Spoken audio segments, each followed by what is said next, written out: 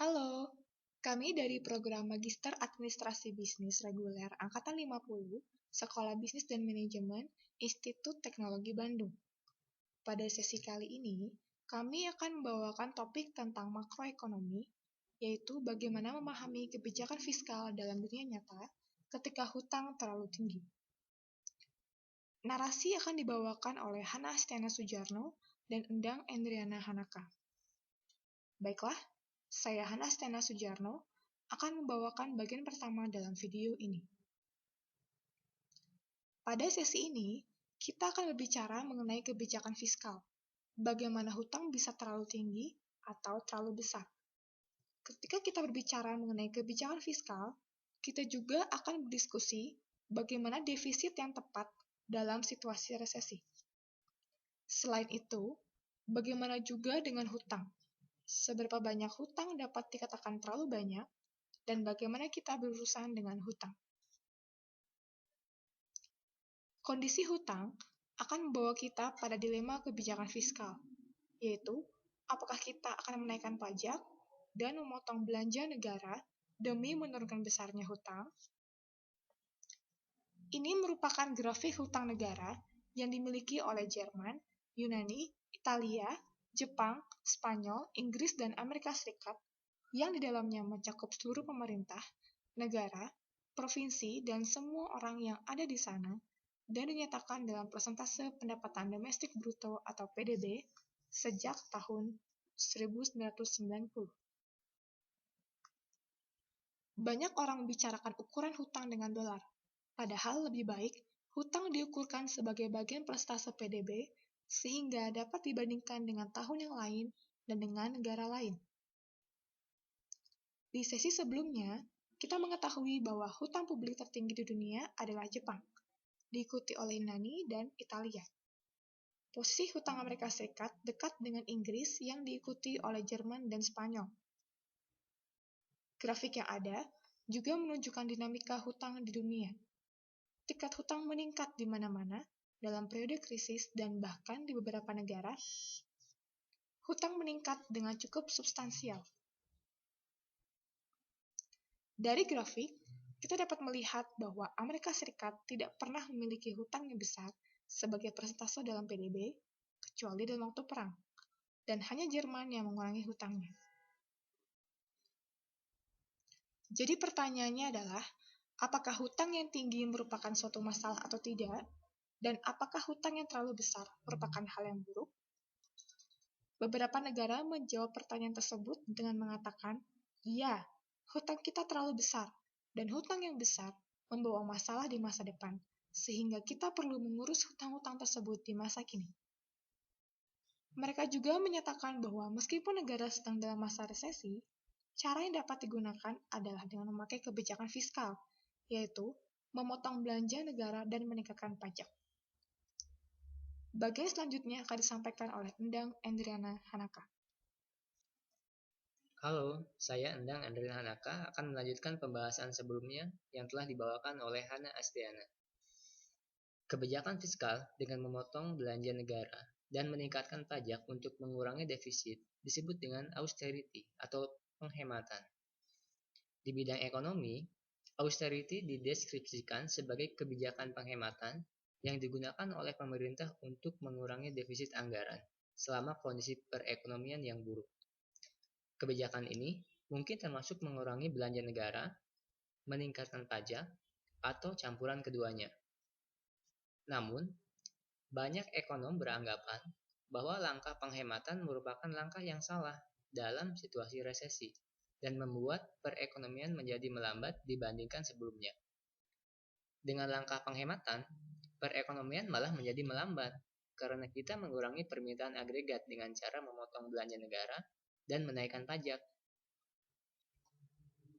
Memakai austerity atau langkah penghematan justru akan menyebabkan defisit akan meningkat dan hutang akan membesar. Sebagai contoh adalah negara Spanyol. Spanyol memiliki tingkat hutang yang cukup rendah. Pada saat krisis, tingkat hutang Spanyol justru merangkak naik meskipun mereka mempraktikkan austerity sejak tahun 2010. Alasannya adalah ketika perekonomian masuk lebih dalam pada resesi, tingkat defisit juga berkembang, dan pada akhirnya menyebabkan negara akan lebih banyak meminjam dibandingkan sebelumnya. Hal ini kontras dengan kondisi yang ada di Amerika. Amerika menggunakan kebijakan yang disebut dengan expansion policy. Banyak ekonom Amerika beranggapan bahwa pada saat negara sedang dalam resesi, kita sebaiknya melakukan belanja lebih demi merangsang pertumbuhan ekonomi. Belanja lebih di sini maksudnya adalah dengan memotong pajak dan meningkatkan belanja pemerintah, meskipun negara sedang dalam masa resesi. Defisit akan terlihat meningkat, namun sebenarnya kebijakan tersebut menstimulasi ekonomi yang memberi efek berkurangnya defisit secara berangsur-angsur. Inilah mengapa mereka menyebut hal ini dengan istilah free lunch, makan siang gratis. Kita menstimulasi perekonomian dengan cara memotong pajak dan meningkatkan belanja pemerintah. Kita akan melihat pertumbuhan ekonomi, lapangan kerja bertambah, dan bahkan defisit berkurang oleh tambahan pertumbuhan yang sedang terjadi. Pada kasus Amerika, pada awalnya hutang sepertinya meningkat secara cepat, namun pada akhirnya berkurang sangat banyak. Jadi, mari kita beralih dari sini ke perdebatan di Kongres. Kita tahu bahwa di tahun 2011, juga 2013, dan beberapa di 2012, ada perdebatan di Kongres atas hutang. Kongres di Amerika memiliki kekuatan untuk membatasi berapa banyak pemerintah dapat meminjam. Mereka meletakkan batas atas hutang, dan mereka berkata kepada presiden bahwa ketika Anda melewati batas atas hutang, Anda harus kembali ke sini dan meminta izin kami untuk meminjam lebih. Ini jenis yang tidak biasa, karena di negara-negara lain pada umumnya, jika Anda perlu meminjam lebih, Anda tinggal melakukan saja, dan itu baik-baik saja. Tapi, Kongres benar-benar menetapkan batas hutang, dan mereka katakan berhenti, tidak lebih.